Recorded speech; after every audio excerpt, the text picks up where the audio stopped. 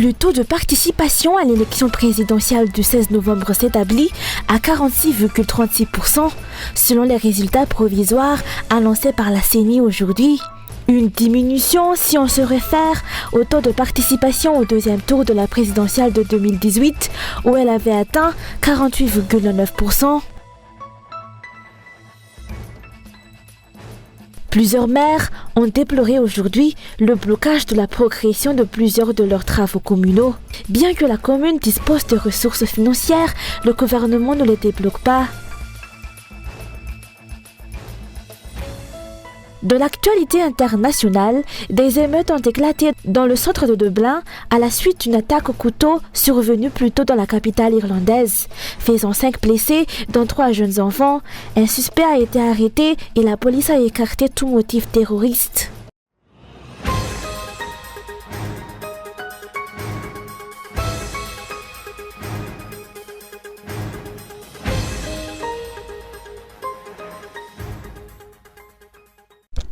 Le taux de participation à l'élection présidentielle forcée du 16 novembre s'élève à 46,36% selon les résultats provisoires annoncés par la CENI aujourd'hui. Ce taux représente une diminution par rapport au deuxième tour de la présidentielle de 2018 où la participation avait atteint 48,9%. Selon les politiciens, ces chiffres reflètent la précipitation du gouvernement dans la réalisation de l'élection. Selon les résultats provisoires publiés par la CENI, le candidat numéro 3 est élu au premier tour. La CENI n'a émis aucune déclaration concernant les pratiques de corruption électorale observées durant le processus électoral. Le candidat Andradzuel a été le seul parmi les 3 participants à l'élection à être présent à la CENI à Larbi aujourd'hui. Cela suggère que beaucoup n'accordent aucune légitimité à cette élection. Le collectif des candidats a déclaré dès le début qu'il ne participerait pas à cette élection truquée et non crédible. Il n'a pas non plus assisté à cette annonce de la CENI, tout comme le candidat Senchon Daniela, Raderanirin et Sitenrandiana Sulneiko. Nous avons ici une élection forcée dont la préparation est insatisfaisante. D'après les explications, comme en témoigne le taux de participation malgré toutes les actions pour le gonfler. Selon les explications, d'autres raisons pourraient expliquer cette précipitation dans le traitement des résultats de l'élection.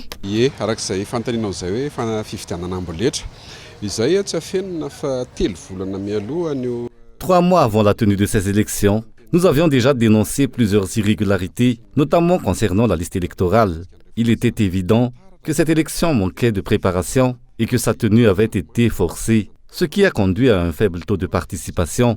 Le collectif des candidats a mentionné un taux d'abstention de 70%, une estimation qui semble être confirmée par les résultats de l'élection. Cette situation découle de la précipitation, peut être due à d'autres contraintes qui les poussent à être aussi hâtifs dans la publication des résultats. Si seulement tous les résultats des élections pouvaient être compilés aussi rapidement, on pourrait peut-être justifier cela par les progrès technologiques, mais la vérité est qu'il y a probablement quelque chose qui les presse. La proclamation officielle de la HCC se fera apparemment le 30 novembre et l'investiture, selon les dires, est prévue pour le 9 décembre. Pourquoi tant de précipitation? C'est une question qui se pose.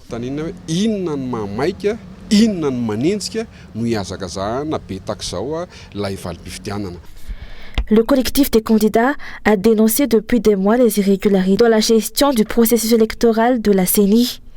De nombreux observateurs de l'élection ont également corroboré ces inquiétudes en signalant les irrégularités constatées pendant le jour du scrutin. Les violations de la loi faites dans le pays sont manifestes. Les observateurs de l'élection, tels que l'OIF, la SADC, le COMESA et l'Union africaine, ont déclaré avoir constaté plusieurs irrégularités, parmi lesquelles le manque d'enthousiasme des citoyens à participer au vote. La question de la légitimité du futur élu se pose. Nous pensons que cela pourrait être difficile à établir. Il est important d'engager des discussions, car il n'y a rien qui ne puisse être résolu par le dialogue, surtout entre Malgaches.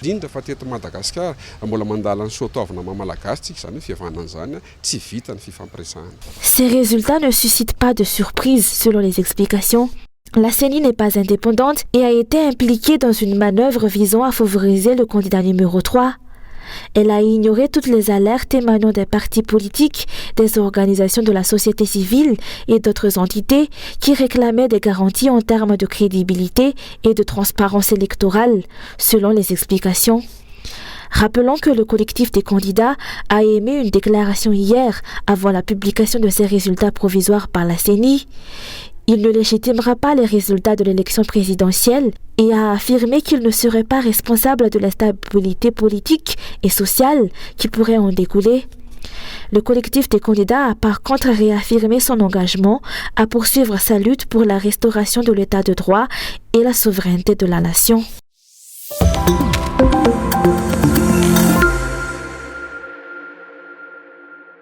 Le FM2F, syndicat des agents de l'éducation nationale, a fermement condamné aujourd'hui les répressions et le musellement des dirigeants syndicaux. Selon sa déclaration, l'Union des syndicats à Madagascar n'acceptera pas l'arrestation de leaders syndicaux tels que le président du CSS, section Antananarivo, et le responsable du Rajana syndical, survenu il y a quelques jours. Ces arrestations ne font qu'intensifier la détermination des syndicats dans leur lutte, selon les explications.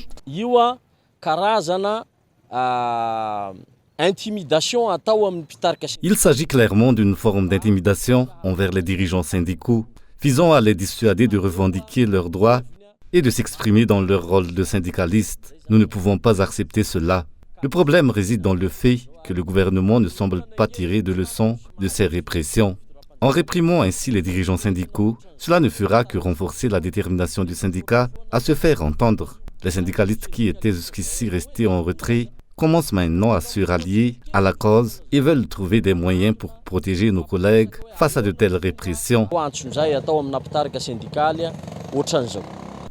Les actes d'intimidation envers les dirigeants syndicaux ne font qu'accroître la solidarité syndicale, d'après les explications.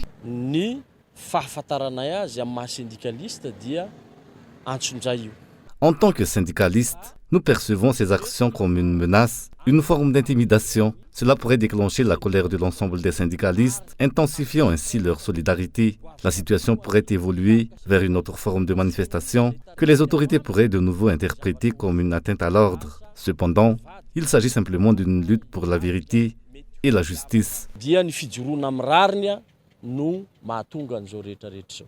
L'affaire impliquant le président du CSS, section Antananarivo, professeur Sami Grégoire Ravel-Nurin, et le dirigeant du Rajana syndical, Barson Rakotmang, a été porté devant le parquet du tribunal d'Anoussi hier.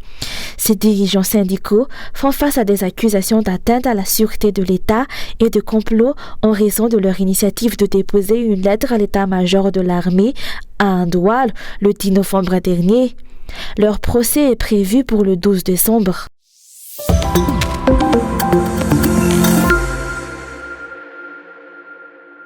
Plusieurs maires ont déploré aujourd'hui le blocage de la progression de plusieurs de leurs travaux communaux. Selon eux, les fonds des communes sont bloqués au niveau du percepteur. De plus, ils ont également perdu la confiance des entreprises avec lesquelles ils travaillent. Bien que la commune dispose de ressources financières, le gouvernement ne les débloque pas, selon leurs explications.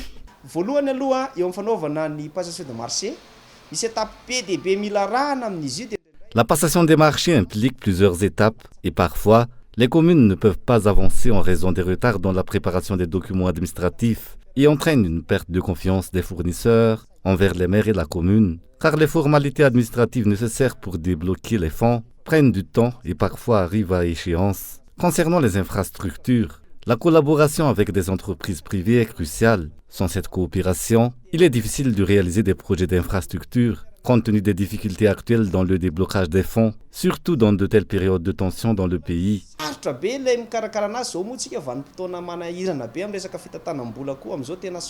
Le mandat des maires est presque terminé, mais leurs projets sont en suspens. C'est pourquoi ils attirent l'attention des autorités compétentes sur cette situation, selon leurs explications.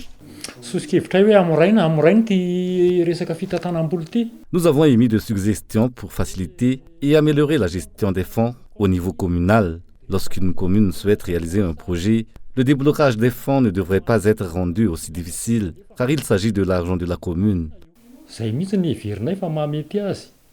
Ces maires se demandent si leurs fonds sont toujours au niveau du ministère de l'économie et des finances, étant donné ce retard dans le déblocage. Au cours des 5 dernières années, de nombreuses suggestions ont été soumises au gouvernement pour améliorer les opérations, mais elles n'ont obtenu aucune réponse. C'est pourquoi, en dépit de la disponibilité des fonds, les communes rencontrent des difficultés pour achever les travaux communaux.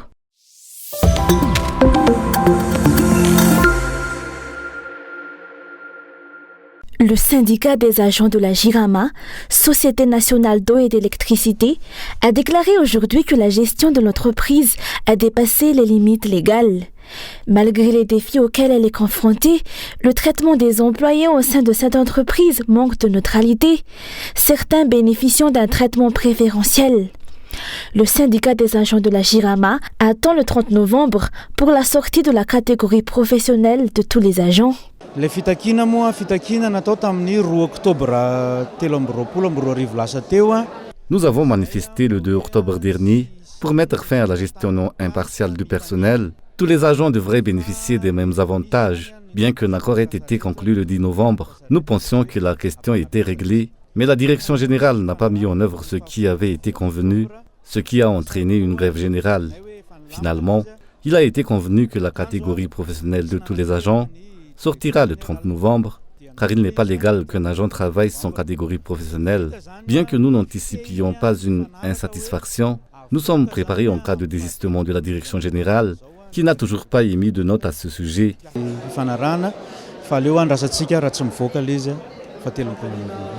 Outre la question de la catégorie professionnelle, de nombreux agents de la JIRAMA sont contraints d'effectuer des travaux qui ne relèvent pas de leur responsabilité et des notes sont émises pour les contraindre à le faire. Ces agents en subissent les conséquences. C'est pourquoi le syndicat des agents de la JIRAMA a affirmé sa légitimité lors de leur assemblée générale aujourd'hui à Toumadink.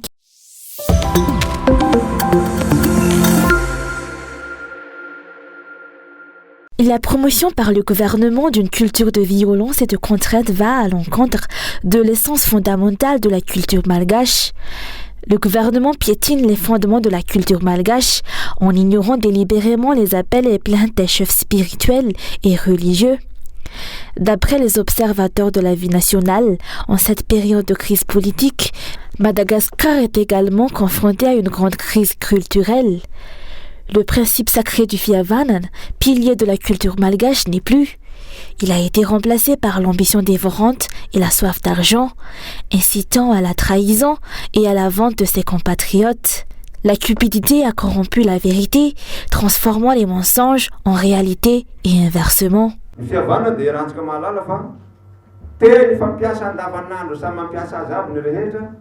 Actuellement, le terme Fiavanan est souvent utilisé à tort et à travers. En réalité, le Fiavanan représente le respect, la solidarité et l'entraide. Le respect engendre l'altruisme qui conduit à la solidarité, créant ainsi des relations propices à l'entraide. Cette entraide, à son tour, nourrit l'amour. Et c'est dans l'amour, la vérité et l'intégrité que prend racine le véritable Fiavanan. Malheureusement, ce concept a été piétiné et détruit. Ceux qui l'évoquent fréquemment semble souvent méconnaître sa véritable signification.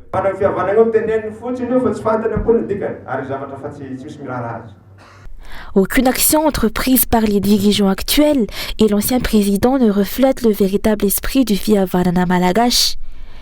On ne constate aucun signe d'obéissance et de respect envers les chefs religieux et spirituels, selon les explications. Malgré de nombreux appels, les dirigeants ont délibérément ignoré les suggestions de ces autorités.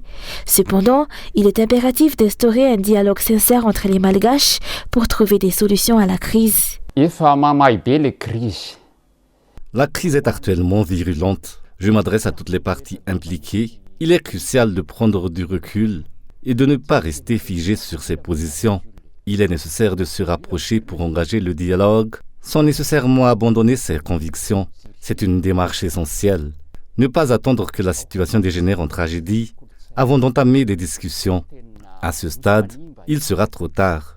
Nous portons tous une part de responsabilité dans la situation actuelle. Le dialogue s'avère impératif.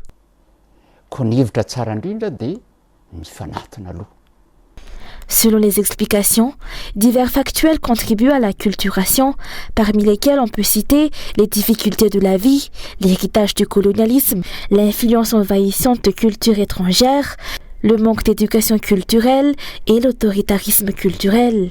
La culture englobe l'identité d'un pays, d'un groupe ethnique ou d'une région, intégrant divers éléments tels que coutumes, idéologie, attitudes, valeurs, art, patrimoine et sagesse, d'après les explications.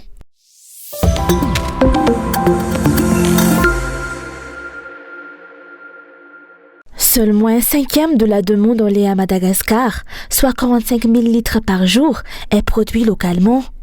Pour combler ce déficit, il faut importer, ce qui contribue à augmenter le prix des produits laitiers. Selon les chiffres obtenus auprès du ministère de l'Agriculture et de l'Élevage, 11 tonnes de lait et de produits laitiers sont importés chaque année pour approvisionner le marché local.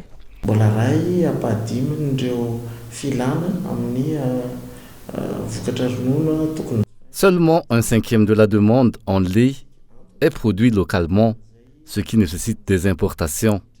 La loi de l'offre et de la demande influence les prix des produits laitiers et l'importation contribue également à maintenir ces prix à un niveau élevé. Madagascar importe principalement des produits laitiers de France, mais également d'Italie et d'Australie.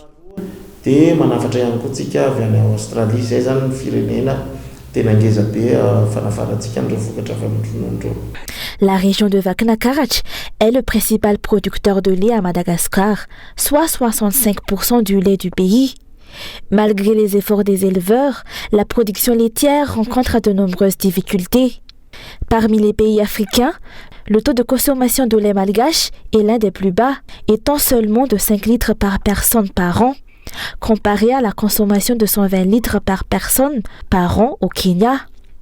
À Madagascar, on utilise encore pour le lait des vaches ordinaires qui en produisent environ 8 litres par jour, tandis que les vaches laitières peuvent produire de 15 à 25 litres.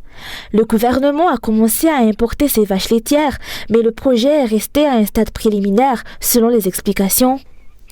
Pour augmenter la production laitière des vaches, une alimentation adéquate est essentielle. Cependant, à Madagascar, les éleveurs ont déploré de nombreuses difficultés en ce qui concerne l'alimentation animale. Une des promesses faites par les anciens dirigeants était la construction d'une usine de production d'aliments pour animaux afin de ne plus dépendre des importations. Cependant, cette promesse n'a toujours pas été réalisée jusqu'à présent.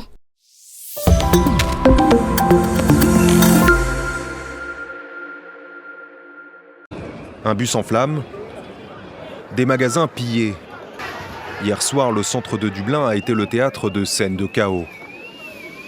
En fin d'après-midi, des centaines de personnes descendent dans la rue pour participer à une manifestation qui tourne vite à l'émeute. Drapeaux irlandais et symboles identitaires sont brandis dans ce quartier où vit notamment une population immigrée. Il s'agit d'une faction de hooligans complètement dingue, animée par une idéologie d'extrême droite. À cela s'ajoute une tendance au trouble et à la violence. Nous mobilisons à présent les ressources nécessaires pour y faire face. Des incidents sans précédent depuis des décennies en Irlande, déclenchés sur fond de rumeurs sur l'origine de l'auteur d'une attaque au couteau survenue non loin quelques heures plus tôt. En début d'après-midi, près d'une école, une adulte et 3 jeunes enfants ont été blessés. 2 d'entre eux, dont une fillette, sérieusement. J'ai vu de l'autre côté de la route un homme en train de s'attaquer à des enfants. C'était horrible. Il criait, c'était le chaos. L'auteur de l'attaque a été rapidement maîtrisé par des passants. La police indique qu'il s'agit d'un homme d'une 50aine d'années sans plus de détails. Si ses motivations restent pour l'heure inconnues, les enquêteurs n'excluent aucune piste.